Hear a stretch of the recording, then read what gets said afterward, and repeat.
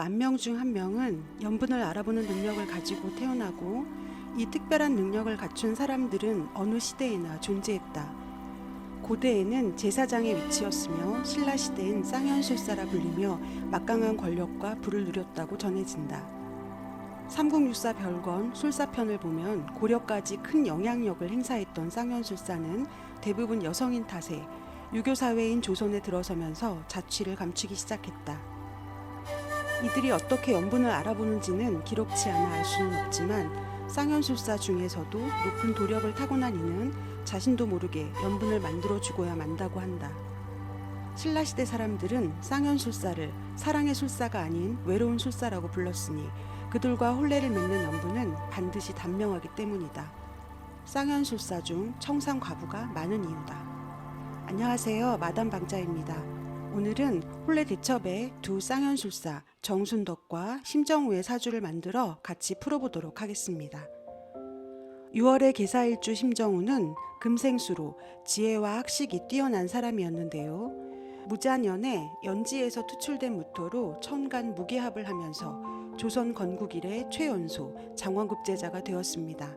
실제 차석과도 그 실력차가 엄청났었죠. 또한 자체 천을귀인으로 용모도 뛰어났는데요. 왕이 말합니다.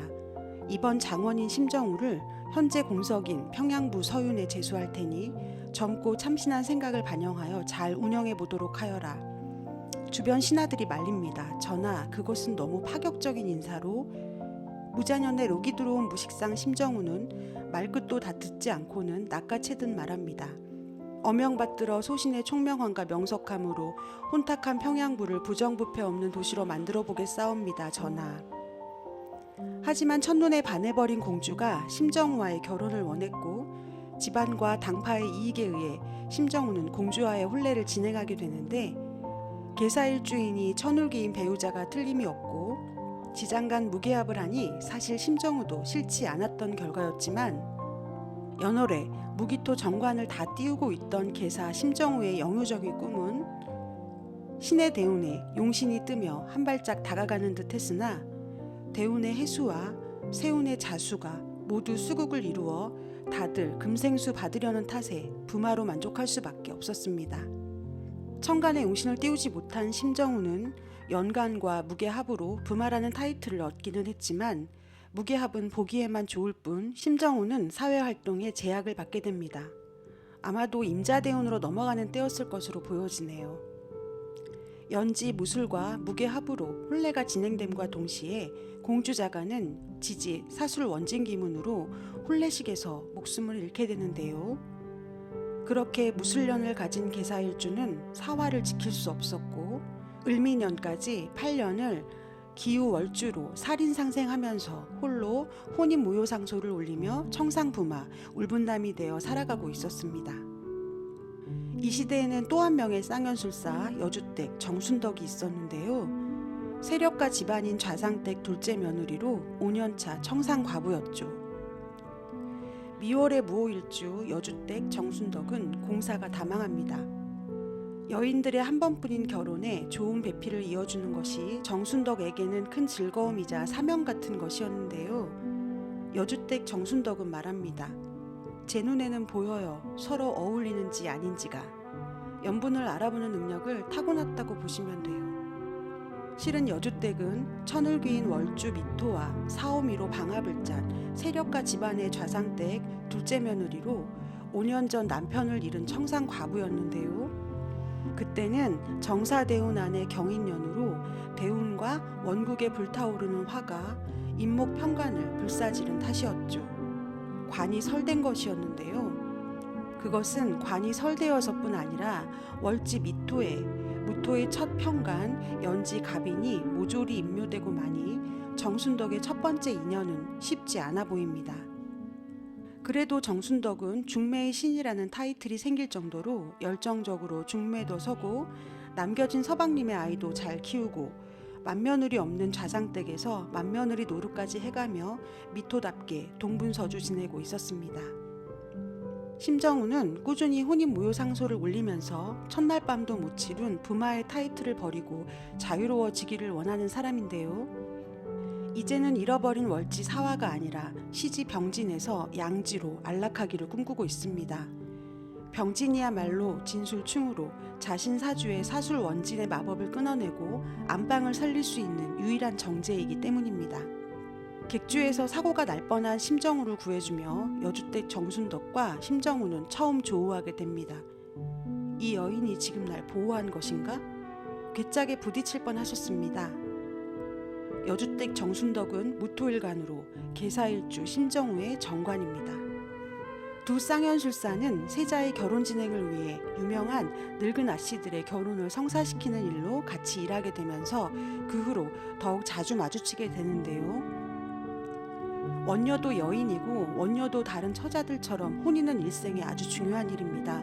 그러니 아무리 원녀라고 소탕이니 처리해야 할 대상으로 접근하시면 안 됩니다. 혼인은 일륜지 대상이라고요. 심정우가 고쳐줍니다. 상 아니고 사. 여기 확인해 보게. 그리고 다음부터 일이 급한 건 미리 주게나.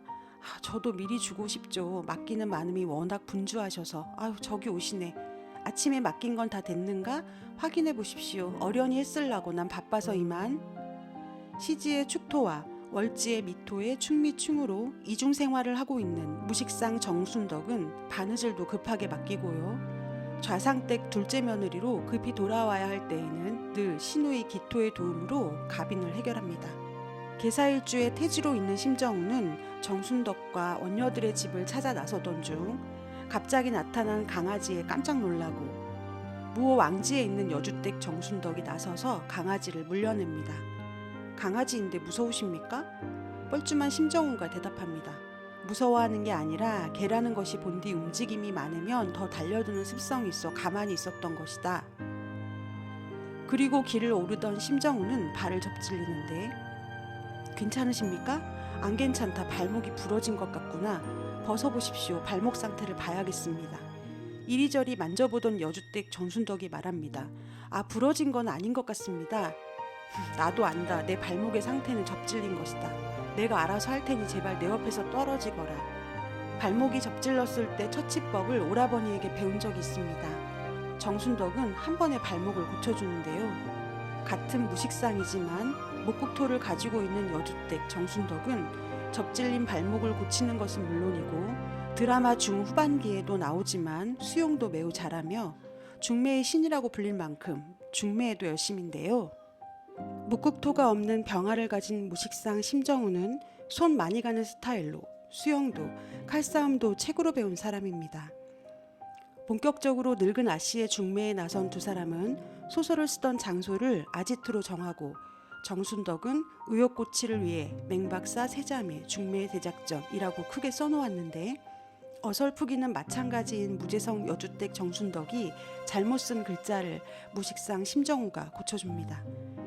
이렇듯 천간 토국수로 인연을 알아볼 줄 아는 쌍현술사이자 어설픈 두 무식상 무재성인 계사일주 심정우의 사주와 무호일주 정순덕의 사주가 합쳐지면 심정우의 천간, 병, 개, 기, 무가 키우려는 을목을 정순덕이 갖고 있고 사술 원진 기문으로 묶여있는 일지를 정순덕의 지지와 인호수, 사오미, 사유축으로 풀어주며 서로에게 인성국을 이루게 하니 둘이 함께한 중매가 성사되지 않을 수 없을 것이며 또 심정우의 월지 유금을 유축합으로 끌고 와 무식상 정순덕도 드디어 토생금할 수 있고 계사일주와 무호일주가 서로 천간지합을 하니 정순덕은 원하던 수도 가질 수 있게 됩니다. 재혼도 첩도 들이지 못하는 심정우는 사술 기문 때문인지 항상 이상한 가슴 흉통을 앓고 있었는데요. 그것은 어떤 특별한 남녀를 보기만 하면 그냥 느껴지는 흉통이었죠. 아마도 그것이 쌍현술사 심정우가 인연을 알아보는 특별한 방법이었을 것입니다.